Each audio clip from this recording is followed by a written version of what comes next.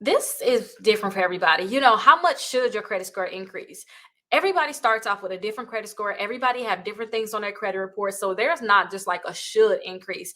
That should to me is set within yourself. So if you're trying to get a car and you know that you need to have a certain credit score, a higher credit score to get a car, and you say, hey, I need 40 points, then your credit score should increase 40 points and you should work towards doing whatever it takes to increase your credit scores 40 points. But it's not like a set number where it should increase this amount. You should have a decent credit score, period. You should aim for a credit score over 750, and you can do whatever it takes for you guys to get your credit score over that amount. But usually when you think of should, just think that's kind of like a tricky kind of thing. But if you guys are actively trying to increase your credit score, then you're going to say, hey, my credit score should increase this amount because this is what I need.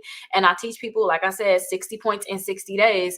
That's like we should get this. Like this is our minimum that we want, but we're going to aim for more. But there's like not no set amount, because what if somebody is at the 850? You're going to say, how much should it increase? It shouldn't increase much, especially if the 850 is the top score, you know. If we had a scoring model that some scoring models go up to 900, you know, then how much should it increase? Well, it could increase a certain amount.